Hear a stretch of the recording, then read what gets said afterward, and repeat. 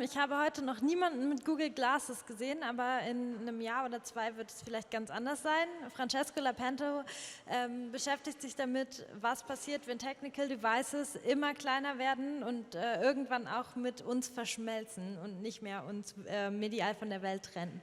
A warm welcome for Francesco Lapenta.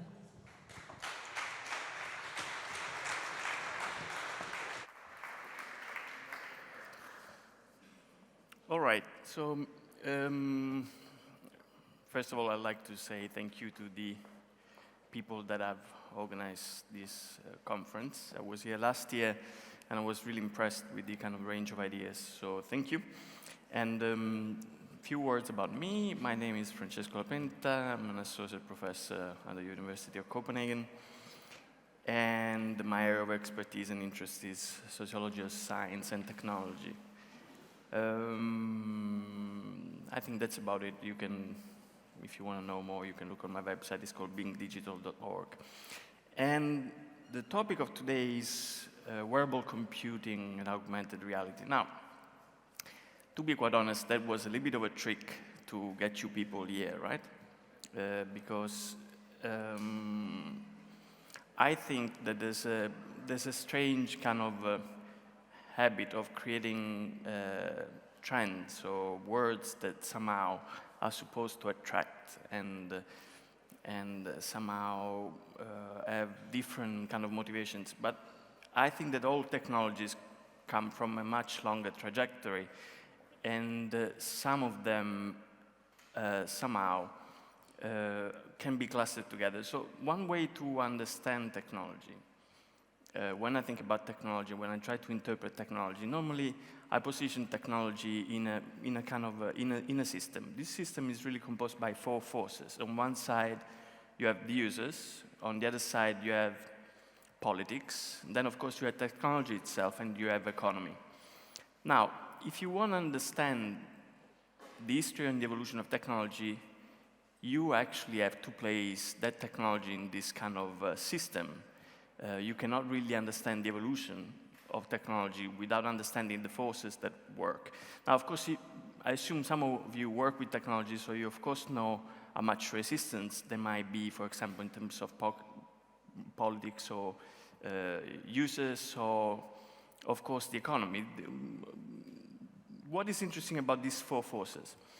Well, two of them have a little bit a longer trajectory. I mean, the longer trajectory is that of politics and economy. I mean, the history of politics and economy has profound effects on technology, and two are a little bit kind of more short term. Then those are really the relation between technology and users.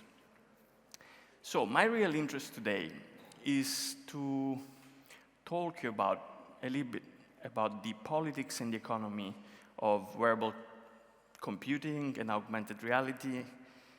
And the way I'm going to do it is to briefly introduce you to what the scenario are likely going to be in the near future, and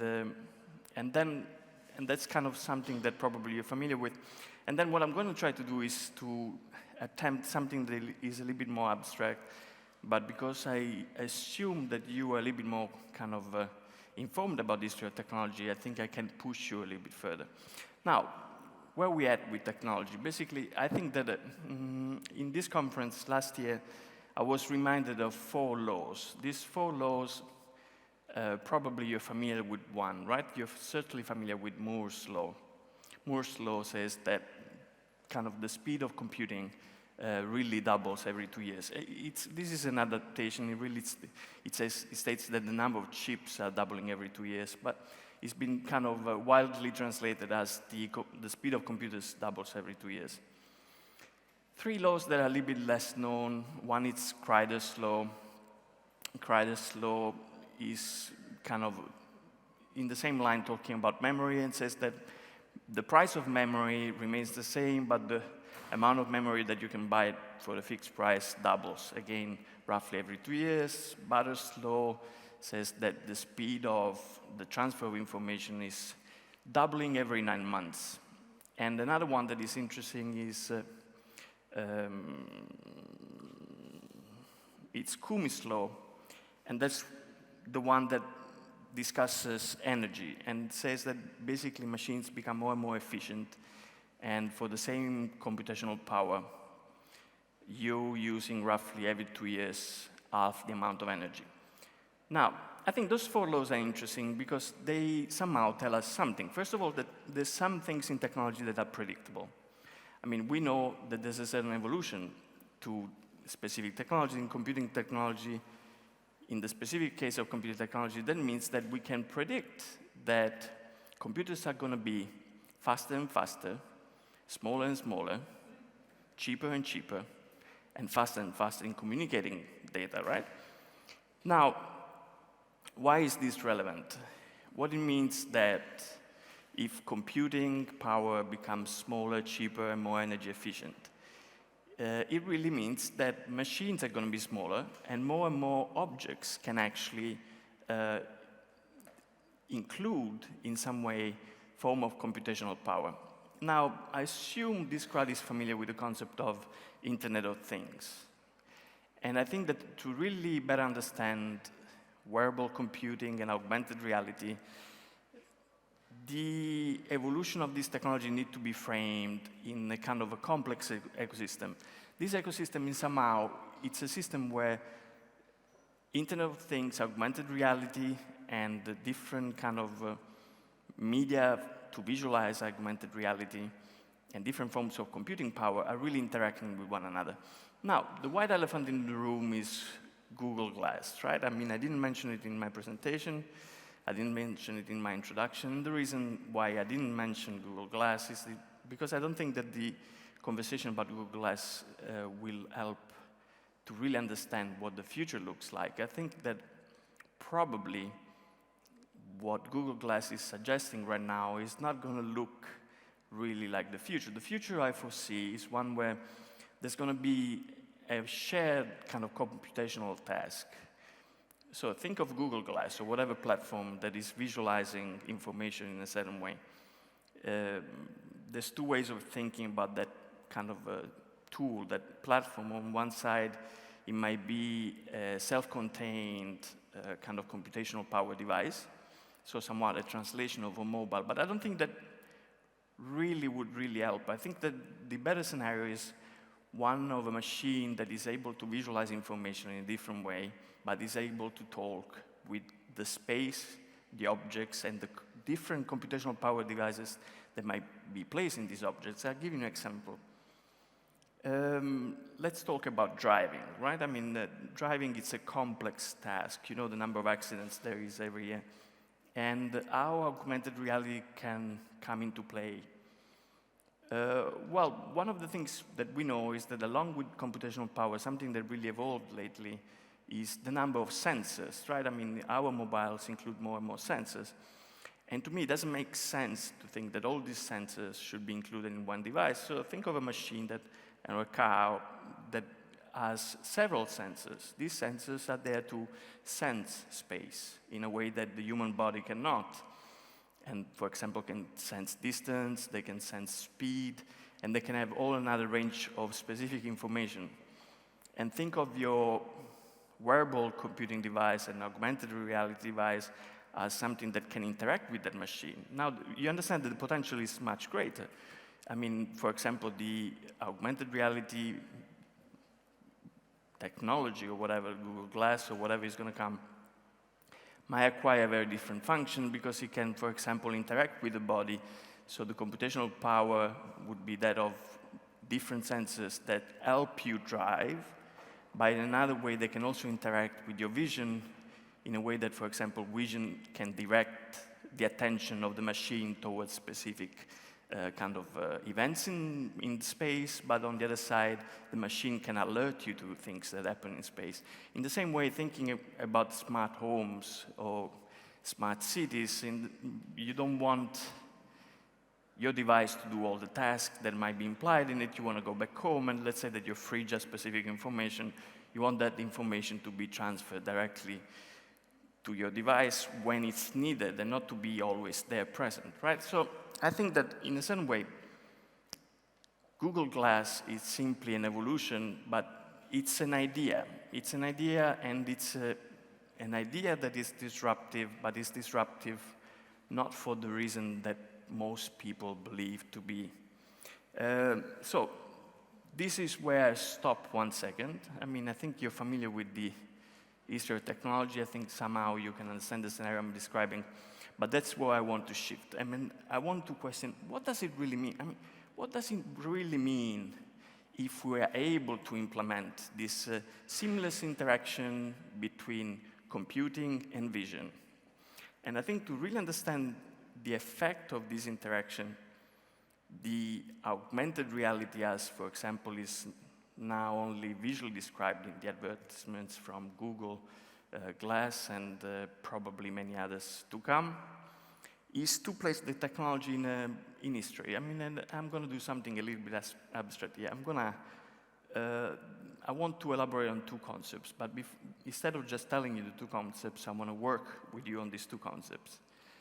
One of the concepts that I have is social navigation systems.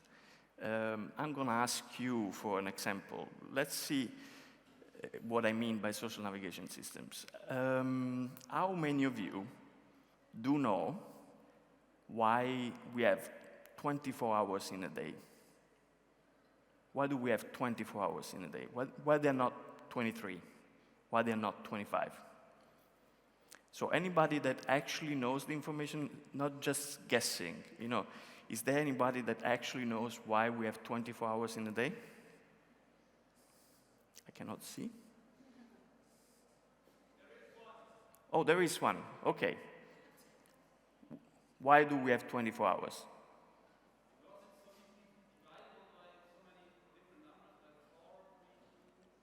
No. All right. So, I think that you think of yourself as very qualified people, right? But there is a very basic system, as pervasive as the universal standard time, and nobody in this room knows why the system is based on 24 hours and 60 seconds, right? Am I wrong? So, this is what I call social navigation systems. Social navigation systems are really complex social systems that at one point in history are defined, but what is interesting about this system is that become so pervasive and they are so embodied in our culture that we tend to lose their significance. I mean, there's other systems. For example, there's weight, length, and one of these systems is money. Now, we're more familiar with money because we just changed. I mean, many in this room have experienced the shift from one currency to the euro, right? And you remember that time, right? I mean, it was really difficult at first because it really changed the scale of our world. I mean, in a certain way, it was very complex to establish value, right? I mean, it needed some computational power.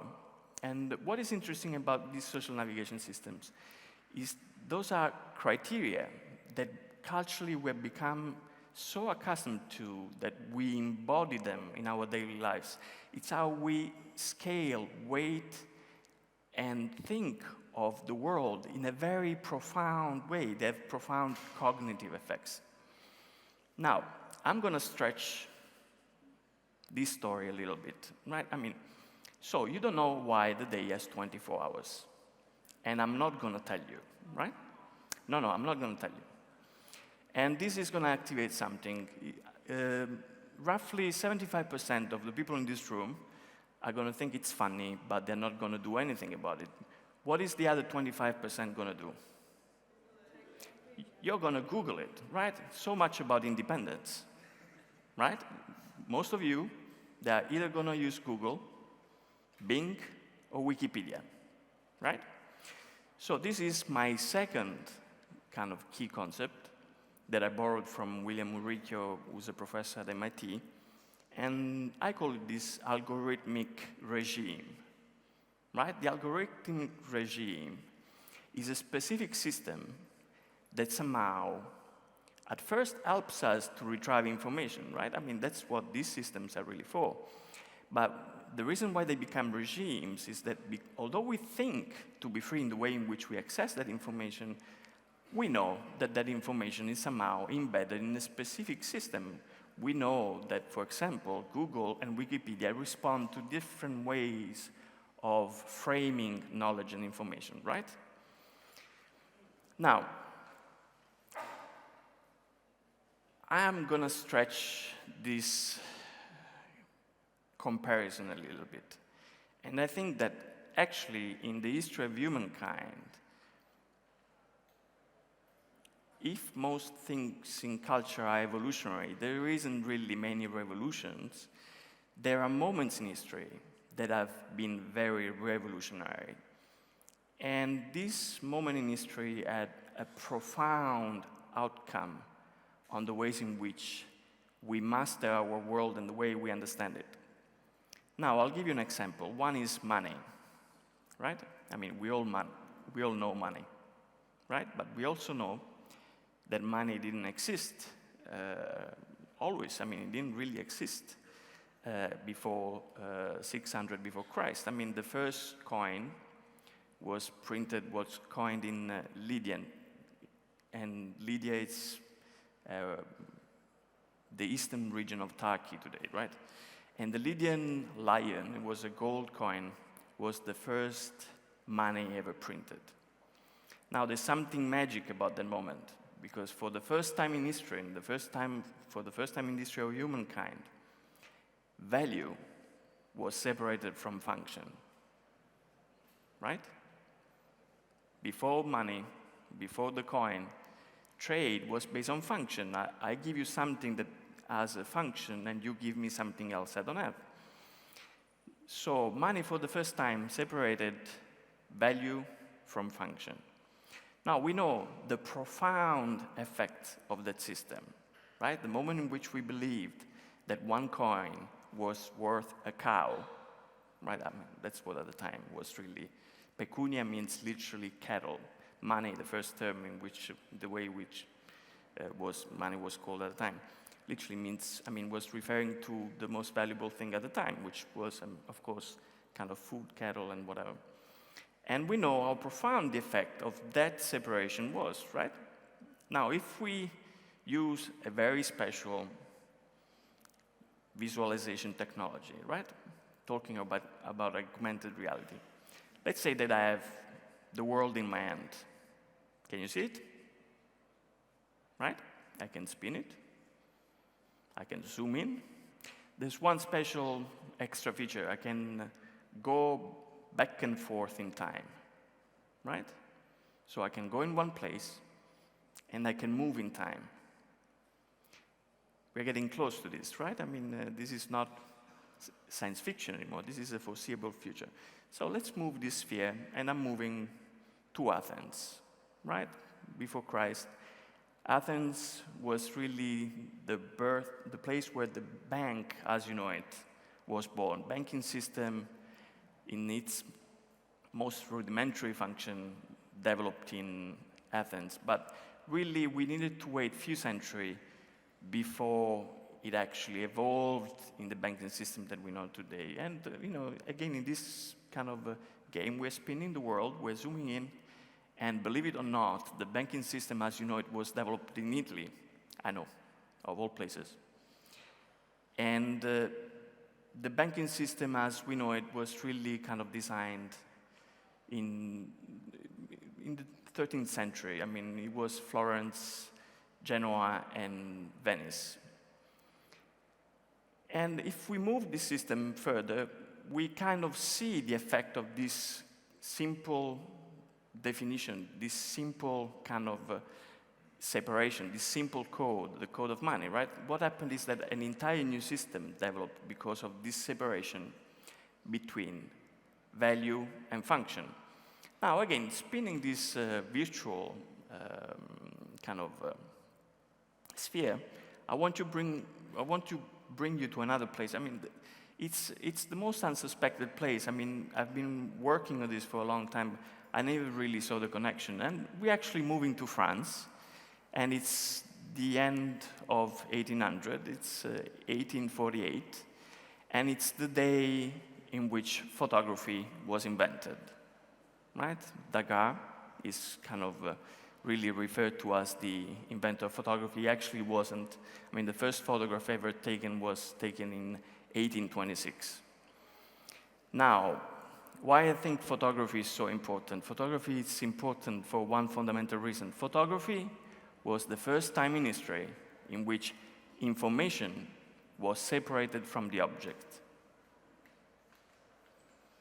Like money did with value and function, for the first time in history, information was separated from the object, and something kind of magic really happened, because what happened that day is that the screen was born. I mean, if you really think about photography, that was our first visualization of a screen. It was the first time that we looked at something that was on a piece of paper, something that was clearly graphic in nature, and we believed to see reality. I mean, one of the big cultural biases of photography is that it's representing reality.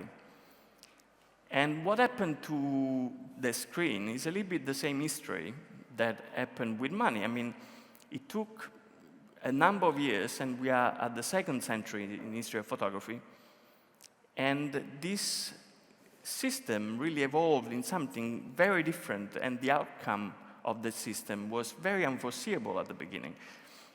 Something dramatic happened to the screen in the past 200 years. I mean, we started with a screen that was as big as a room. I mean, the cinematography at the time was a big screen, but required a big environment. And if you look at the history of these 200 years, what really happened is that the machine has been shrinking, and this window to this virtual reality is what is really remained.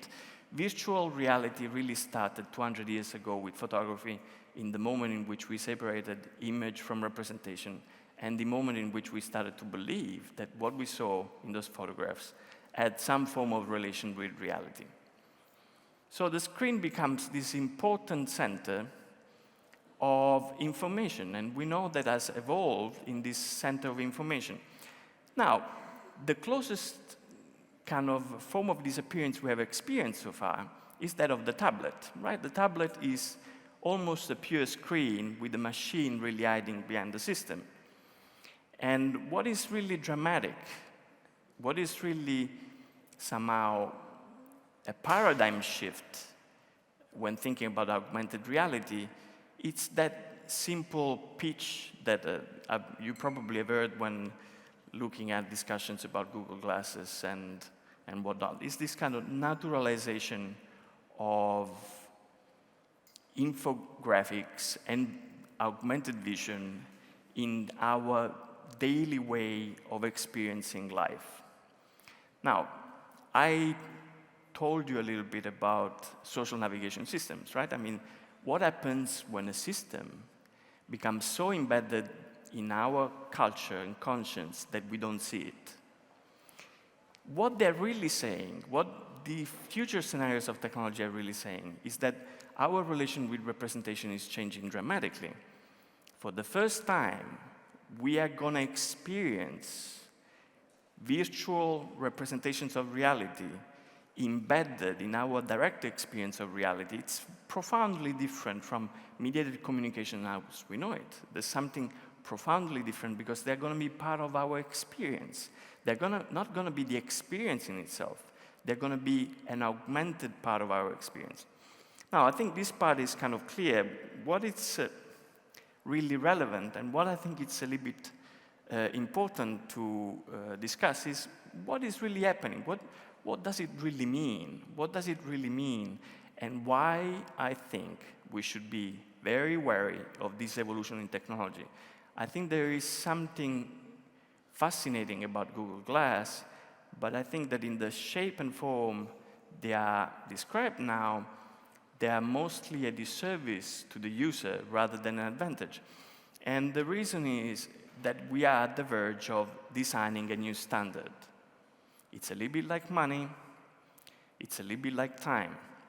Now, it happened for money, it happened for time. At a certain point in history, different forces, different people gathered together and decided. Now, as you might expect, when standard time, the 24 hours frame was invented, there were different philosophies. The Germans said the day should be 100 hours, right? I think it's kind of practical. There's a reason. Someone else was saying, no, you know what? Let's use a really simple system. Let's make 24 hours, right?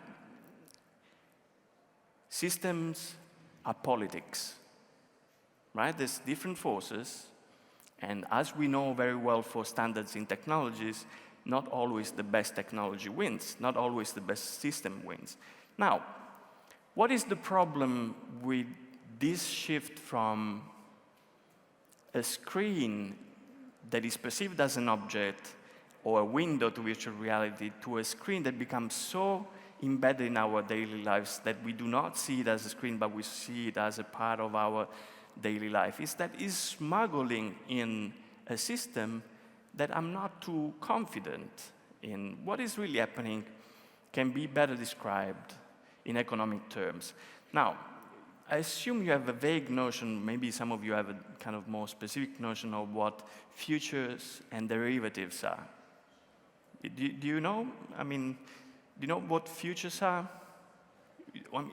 You know they led to the latest crisis, right? In a certain way, probably you have heard that. In a very simple way, futures, it's further speculation. It's capital that is extending time, right? Modernity has meant the pervasive, really, exploitation and the pervasive definition of space as capital and time as labor. Now, what happened in this persistent and constant definition is that the scale became smaller and smaller. All the quantities became more precise. We know that we moved from the Italian time, let's meet at 6, right? We moved to a very specific time now in emails where an application literally stops on a specific time and minute. Time became so fragmented, it became so specific, and the reason why it became so specific is because of the actual acquired value. What happened with time at a certain point is that there wasn't enough of it. So what they did with futures is a kind of strange speculation. Futures, it's an investment on a commodity that doesn't exist yet, but I assume it's going to exist, right?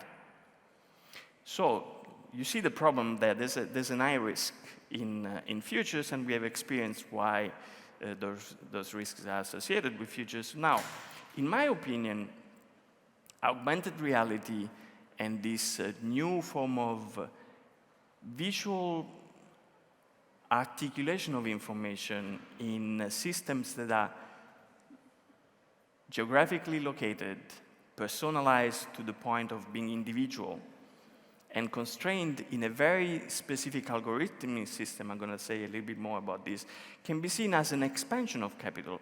In a certain way, futures can be seen as an expansion of time, and augmented reality is the equivalent of this future investment in commodities.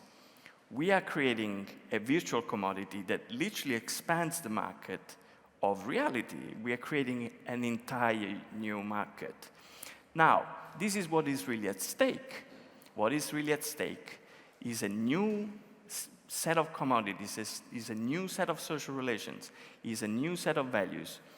And differently from what happened in the commodities culture, based on money and governed by banks, with all the problems that you know about banks, we are moving and shifting in a new economy in which something profound is happening. First of all, money is becoming information. Money has already become information.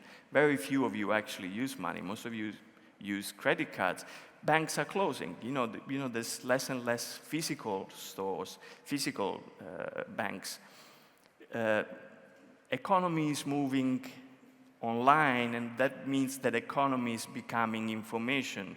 And what happens when information becomes the main way of valuing the system is that, well, IT systems are literally and slowly replacing banks.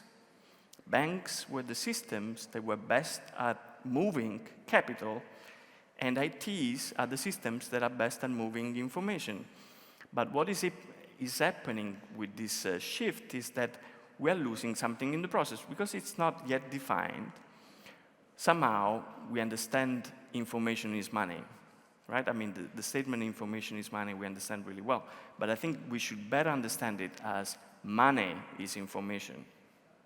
Money is information today. Now, what happens is that up to this point, we're very willing to pass some of our information for information. It's a way you can say it's fair.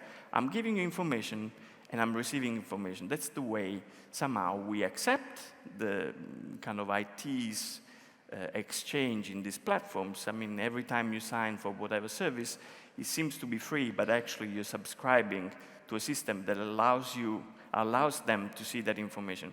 So what is really happening? It's an evolution that I call algorithmic predictive computing. Algorithmic predictive computing is an evolution, and the evolution that sees you at the center of this transformation. What happens is that if you look at the amount of information we're producing, right? I think Eric Schmidt, former CEO of Google, said that we're producing in 2 days as much information as we ever produced from the dawn of humanity to 2003. So in 2 days, we're producing as much information as most of the history of humankind. Now, there's a mistake in that formulation, according to me, because, it's been said that on one side, information should be defined. On one side, you have physics, and the information in physics has changed very little. On the other side, you have innovation, and innovation is growing, but it's growing exponentially. So what is really happening is that the biggest growth is in user data. Now, these user data are really not very relevant. Most of them, it's pure noise. It's repetitive. Just think about how many photographs of food and cats, you see on Facebook. And so most of it can be characterized as noise. But what is really happening is that they are creating specific algorithmic profiles that are trying to make sense of all this information. The buzzword is big data. What big data really means is that they're looking for systems to cluster this information in valuable ways, and they're doing it pretty simply. One way is location, right? If you take all the information that is produced, one simple way of articulating that information is to putting it together and linking it to space, right? That's one criteria, the first criteria that can be used. The other one is to link it to a person. Once you link it to a person, there's specific algorithmic processes that can infer something, and that's how I want to conclude. There's an emerging system, and they're trying to create a new standard to capitalize on information, and one of the main things they're going to do with this algorithmic predictive computing, it's something, let's use, again, the little tool of the sphere. I told you that sphere can go in the past, right? What I didn't tell you is that soon, with that sphere, you can go in the future. What is happening is that, literally, what they're trying to do, I have to close, okay. Well, you see where I'm going with this. Basically, augmented reality and wearable computing are just tools to transform you into sensors that are going to try to make sense of the information that you produce so that they can make sense of it. They haven't, the system hasn't really figured it out itself. But what is true about this evolution is that it hasn't happened yet. And I think that this is the time to try to think about possible alternative scenarios, because on one side, you have Google, but on the other side, you have Wikipedia. On one side, you have Google Earth. And I hope that there's projects in this room that are going to define my Earth, right? A different conception of space, information that abides and is inspired by different ideas and ideologies. Thank you.